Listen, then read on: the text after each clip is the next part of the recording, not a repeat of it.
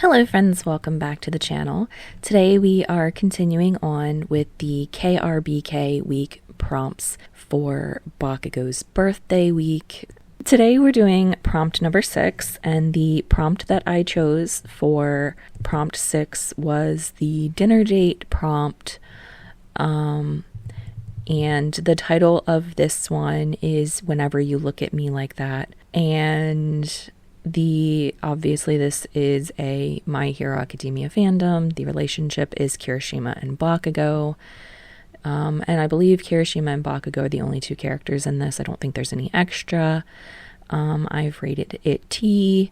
And the summary for this one is Bakugo Katsuki doesn't do big romantic gestures. Unfortunately for him, Kirishima makes him want to. Some of the prompts that I have for this one are established relationship, romantic dinner, marriage proposal, engagement, soft Bakugo Katsuki, tooth rotting fluff, happy ending, Bakugo Katsuki proposes, surprise proposal, birthday dinner, love confessions. I think I'm gonna make one myself, that Kirishima Eijiro was not prepared. And then I don't know if accidental perfect timing is a tag, but I'm going to use that as one as well. All right, here is the fic. Bakugou's first thought when they're seated is the restaurant is too quiet. There's too much glass, too much polished silver, too many low murmurs that sound like they cost money. The lighting is warm, dim without being dark, all amber glow and candlelight reflecting off crystal. It's the kind of place that makes people sit up straighter without realizing it. Across from him, Kirishima looks like he's trying not to vibrate out of his chair. He cleans up well, but Bakugou already knew that. The fitted black suit does something unfair to his shoulders and the line of his waist. His hair's been styled instead of just put into its normal spikes. There's a faint flush high on his cheekbones that has nothing to do with the wine list he pretends to read. "You're staring," Kirishima says, grin tugging at his mouth. "Am not." Bakugou shoots back automatically. His tone's sharp, but it lacks heat. He doesn't look away. Kirishima's smile softens instead of widening, like he knows something Bakugou doesn't. The waiter comes and goes. Kirishima orders something he's clearly researched in advance. Bakugou notices that too. The way he double checks the spice level, the way he asks a question about the preparation, casual but careful, like he's been studying for this. "You've been overthinking this all week, haven't you?" Kirishima freezes. Bakugou rolls his eyes. "You're not subtle." This shows he's been paying attention. Kirishima laughs, rubbing the back of his neck. "I just wanted it to be good, okay? It's your birthday." Bakugou clicks his tongue. "It's just dinner." But it isn't. He sees the way Kirishima's knee bounces under the table, the way he keeps watching Bakugou's reaction out of the corner of his eye. When the food arrives, Kirishima waits, actually waits, for him to take the first bite. Bakugou does. It's good. Really good, actually. He grunts his approval before he can stop himself. Kirishima lights up like someone flipped a switch, and something in Bakugou's chest lifts. It's not loud or explosive. It's quiet and heavy, like something settling into place. Kirishima spends the entire meal like that, leaning forward when Bakugou talks, listening like every word matters, reaching across the table without thinking, thumb brushing against Bakugou's knuckles before retreating like he's unsure if he's allowed. Bakugou flips his hand over and laces their fingers together. Kirishima blinks at him. "Katsuki? Eat your food," he says, but he doesn't let go. Bakugou's been carrying the ring for 3 weeks.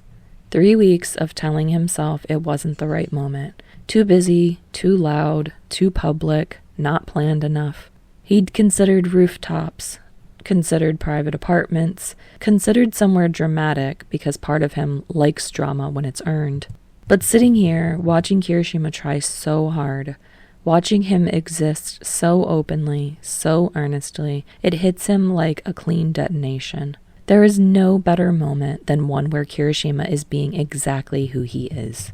By the time dessert menus arrive, Bakugou's barely read a word. Kirishima began talking fast about how he almost messed up the timing of the reservation, about how he just wanted tonight to be just right. He's smiling, but there's a vulnerability under it, like he's bracing for disappointment that was never coming. Bakugo reached across the table and grabbed his wrist. Not hard, just enough to stop him. Kirishima stills immediately. What? Quit it. Quit what? Looking at me like that. Like what? Bakugo exhales through his nose. His thumb presses into the pulse point beneath Kirishima's fingers. Like I hung the damn moon. Kirishima's eyes widen slightly. Well, I mean... Shut up. But his grip tightens. The noise of the restaurant fades. Not actually, but it might as well. All Bakugo can see is the faint scar above Kirishima's eye, the way his hair catches the candlelight, the absolute unshakable sincerity in his eyes. I don't. Bakugo starts, then stops, tries again.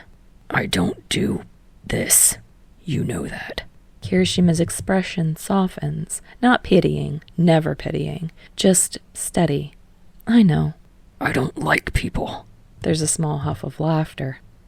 Yeah, I know that too. But The words snag in his throat, unfamiliar and sharp. He forces them out anyway. You're different. The silence stretches between them, not awkward, just tense and full of emotion.